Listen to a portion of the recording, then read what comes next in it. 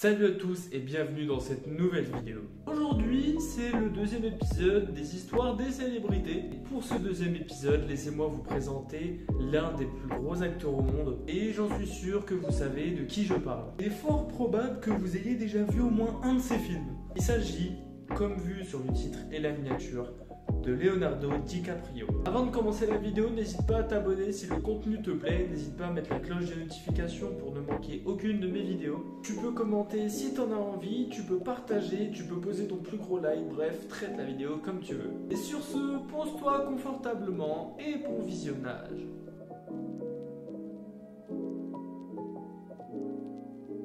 Leonardo DiCaprio est un acteur américain. Il a 49 ans et son vrai nom est Leonardo Wilhelm DiCaprio. Il est né à Los Angeles le 11 novembre 1974. Tout commence à Los Angeles. Leonardo DiCaprio est le fils unique, avec un père et une mère qui ont une grande histoire. Sa mère, Irmelin Irden-Birken, née en 1943. C'est une secrétaire juridique d'ascendance germano-russe et sa mère est originaire d'Allemagne. Son père, Georges-Paul DiCaprio, est né quant à lui aussi en 1943. Alors lui, il est éditeur et dessinateur de bande dessinée. Ses parents vont divorcer en 1975. Pour l'origine du prénom de Léonard de Vinci, il faut savoir que Léonard, d'où ça vient? Ça vient de Léonard de Vinci, je vais vous expliquer pourquoi. Ses parents sont partis à Florence, en Italie, pour une lune de miel. En visitant un musée, en arrivant devant un des tableaux de Léonard de Vinci, sa mère sentit des coups de pied dans son ventre, donc de Leonardo DiCaprio. Et c'est comme ça que Léonard est devenu son prénom. Pour le deuxième prénom, Wilhelm, ça vient tout simplement de son grand-père, Wilhelm Inderbirken.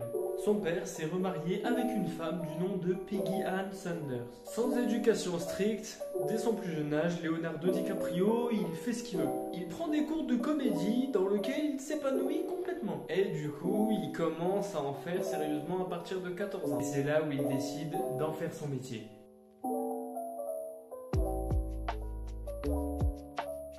Alors quand il était enfant, Leonardo DiCaprio il joua dans des spots publicitaires. Son premier c'était Quoi de neuf docteur, série dans laquelle il se fait complètement remarquer. C'est en 1991 qu'il va tout simplement débloquer son premier rôle dans un film et il s'agit de Critters 3. En 1993, il va intégrer Brûlure secrète aux côtés de Robert De Niro. Ensuite, il va rejoindre le film Gilbert Grape aux côtés de Johnny Depp. En 1995, il joue dans Rimbaud Verlaine. Enfin bref, je vais pas vous lister tous ses films non plus. Son premier grand succès, c'était avec Roméo et Juliette en 1996. En 1997, c'est là que c'est intéressant, il joue dans Titanic. Il incarne Jack Dawson. Leonardo finit donc dans les stars mondiaux avec tout simplement 11 Oscars. Et ça le propulse complètement dans la liste des stars mondiaux. Et il s'arrête pas là, puisque dans les années 2000, il va commencer avec le film La plage. Il va jouer dans Arrête-moi si tu peux en 2002 avec Steven Spielberg. Et donc à partir de 2002, il va se lancer un objectif: tourner que avec les plus grands acteurs.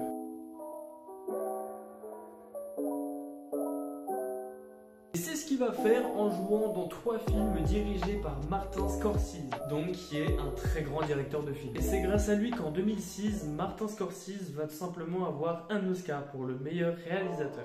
Et aussi l'Oscar du meilleur film. En 2008, 10 ans après, il retrouve Kate Winslet dans le film Les Noces Rebelles. Il va tourner dans Mensonge d'État dirigé par Ridley Scott. Et donc il va continuer les films avec Martin Scorsese pour jouer dans le thriller Shutter Island. Ensuite, il va jouer dans le FBI, enfin tout ça c'est dans les années 2010. Il va jouer dans Gatsby le Magnifique. Faut savoir que Gatsby le Magnifique, c'est un film d'ouverture pour le Festival de Cannes en 2013. Le film va cumuler un total de 51,1 millions de dollars de recettes. Et ça, c'est seulement le premier week-end d'exploitation.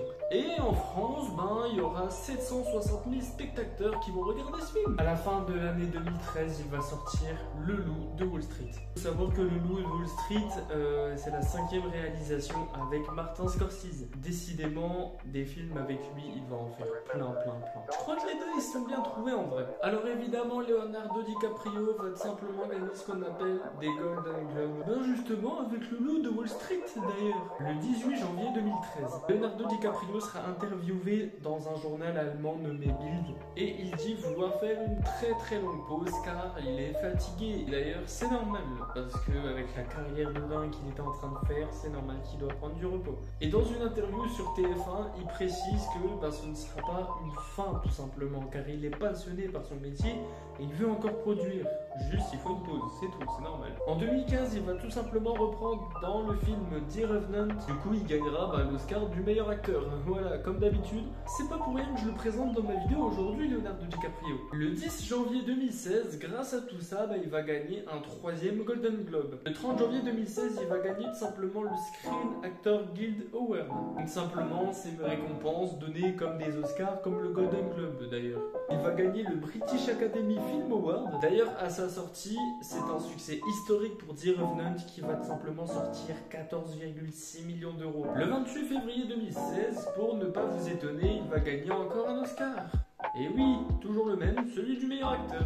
En 2019, il va intégrer Quentin Tarantino dans Once Upon a Time in Hollywood. Avec lui, Brad Pitt, Al Pacino, Margot Robbie, Michael Madsen. En 2021, il va jouer dans Don't Look Up, dans l'un des personnages principaux. Donc ce sera une série sur Netflix qui sera le 2e plus grand succès de l'histoire. En fait, c'était assez rapide pour Leonardo DiCaprio, tout simplement que comparé à Bernard Arnault dans le premier épisode, Leonardo DiCaprio a commencé à se fonder très rapidement. Bernard Arnault, il a fallu du temps pour lui, il a dû faire des écoles, puis après il s'est fondé petit à petit. Leonardo DiCaprio, c'est pareil, mais le départ est juste un peu plus rapide. Puisque ses parents faisaient déjà des trucs de dingue, puisqu'il a grandi comme il voulait dans un milieu qu'il vivait en fait et qui faisait ce qu'il voulait, Leonardo DiCaprio a pris ses responsabilités très vite. Du coup, il a commencé petit à petit, mais il est monté vraiment très crescendo, limite exponentiel. Donc pour vous dire que Leonardo DiCaprio n'a pas chômé et fait encore des films aujourd'hui. Désolé si la vidéo était courte. Après, évidemment, il n'y a pas que la filmographie de Leonardo DiCaprio.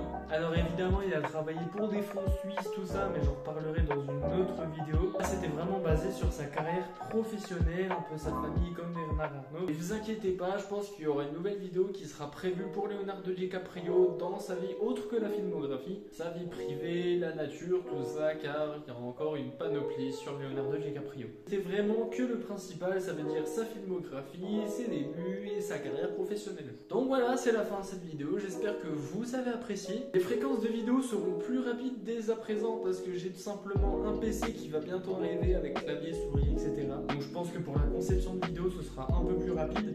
Surtout qu'en ce moment je vis chez ma mère en fait le soir, donc ce qui fait que j'ai beaucoup plus de temps pour les vidéos et donc je pourrais les faire plus fréquemment. C'est vrai, il y a eu une petite pause d'1 mois entre la vidéo de Bernard Arnault et celle-là, mais je voulais revenir sur ce concept là parce qu'il me plaisait beaucoup et au PC d'ailleurs. Donc voilà, je parle pas plus, c'est la fin de cette vidéo, j'espère que vous avez apprécié. C'était Chronosis et à bientôt pour une prochaine vidéo.